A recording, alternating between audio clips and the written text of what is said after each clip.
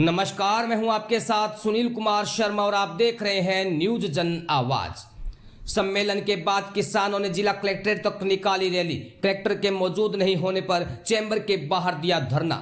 जोधपुर से all India channel प्रभारी चित्रेश बोहरा की ग्राउंड रिपोर्ट।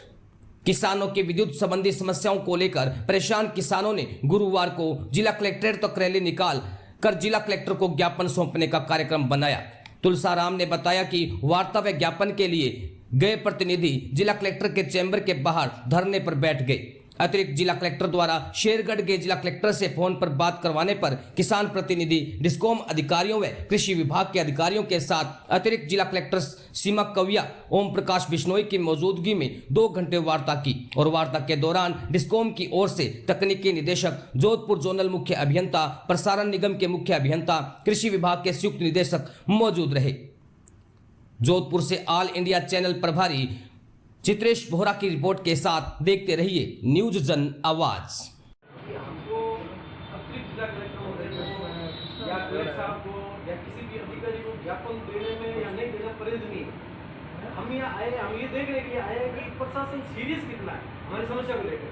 और कलेक्टर साहब हमारे इस कार्यक्रम की पूर्व सूचना के बावजूद अगर यहाँ पर जीसस पर धरना चल रहा है, उस वजह से जानकारी कलेक्टर साहब को नहीं है और गंभीर नहीं है, इसका मतलब नकारा कलेक्टर है, वो समाधान करना नहीं चाहता। आपका शुभ नाम क्या है? तुलसाराम से। तुलसाराम जी, कलेक्टर साहब का एक मांगों को, किसानों की समस्या को बिल्कुल भी गंभीरता से नहीं लिया और वो अपने जो दिनचर्या है, रूटीन दिनचर्या है, नॉन सीरियस व्यक्ति की जो दिनचर्या होती है उसकी तरह वो क्षेत्र में चले गए।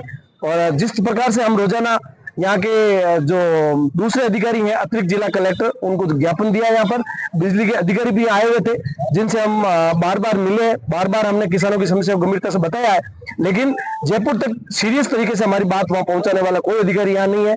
इस कारण से हम लोगों की स्थिति खराब है। आज हमने यहाँ चेतावनी दी है कि अगर 2-3 दिन में बिजली की स्थिति नहीं सुधरी तो किसानों की फसलें जल जाएगी, उसके बाद में कुछ भी हमारे हाथ में नहीं रहेगा, आपके हाथ में नहीं रहेगा। ऐसे हमने उनको अवगत करा दिया है। और जो हमारी फसल कटाई प्रयोग को लेकर के जो बातें थी वो भी हमने बताई है।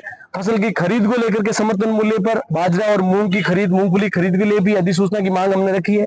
इसके साथ ही कृषि विश्वविद्यालय में एक अस्थायी तौर पर केयर टेकर कुलपति आया है जिसने हमारी जीरे की वैरायटी जो लॉन्च होने वाली थी उस अधिकारी को हटा करके बहुराष्ट्रीय कंपनियों के एजेंट के तौर पर वहां काम किया है।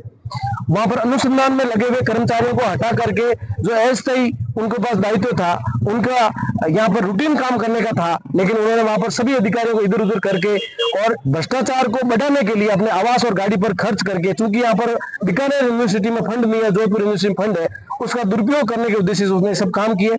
हमने मांग रखी है कि उनके सारे वो स्थानांतर आदेश है वो निरस्त किए जाए जिससे हमारा अनुसंधान जारी हो। 20 वर्षों से हम नई जीरे की वैरायटी का इंतजार कर रहे हैं, वो वैरायटी लॉन्च हो, क्योंकि अब नया अधिकारी जो आएगा 7 साल से जो उस पर रिसर्च कर रहा था वो उसको समझने में देर लगेगी और कहीं न कहीं किसानों का बहुत बड़ा नुकसान हो जाएगा, जिसका फायदा बहुराष्ट्रीय कंपनी उठाएगी, बीज कंपनियां उठाएगी और उसकी रिलीज अगर रुकेगी तो कहीं न कहीं हम लोग जो इंतजार कर रहे हैं आगे जीरे की बुआई से पहले हम जो सोच रहे थे नई वैरायटी आएगी उसमें भी हमें नुकसान हो रहा है। ये सारी चीजें हमने बताई है, लेकिन बहुत ज्यादा कोई जो यहाँ जिला कलेक्टर से उम्मीद थी वो उसका कोई हमें रेस्पॉन्स नहीं मिला।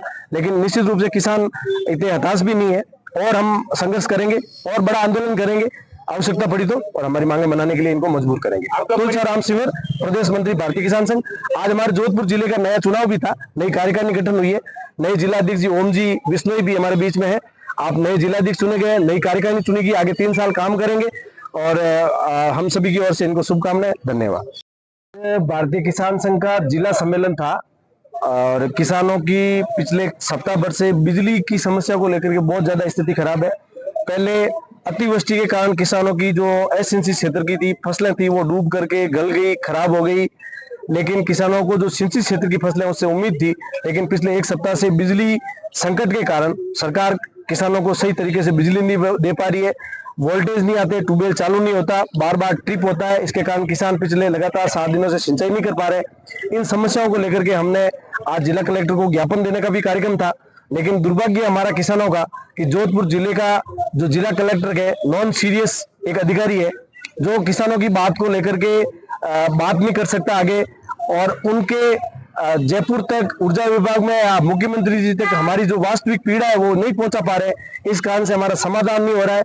पिछले 2023 में किसानों की जब समस्या थी उस समय किसानों को लोड मैनेज करने के लिए 4 ब्लॉक में जो बिजली घर चल रहे हैं, चाहे मतोड़ा, आऊ, बापिनी, सेतरावा, इन चामू, इन क्षेत्रों में वहां पर छूट मिली थी कि किसानों को 24 घंटे वहां पर 132 और 220 पर बिजली रहेगी, जिससे किसानों को 6 घंटे बिजली देने का प्रयास होगा। लेकिन अब 132 और 220 पे 10 से 12 घंटे का लोड शेडिंग का और शाम को 6 घंटे से 11 बजे तक बिजली कट का लिखित में आदेश जारी हो रखा है। इस कारण से किसानों को 2 से 3 घंटे घोषित रूप से बिजली मिल रही है और उसमें भी ट्रिपिंग, वोल्टेज की कमी के कारण किसान सिंचाई नहीं कर पा रहे। और बिल्कुल भी कलेक्टर को हमने कल सूचना दी थी कि किसान यहाँ मिलने आएंगे और एक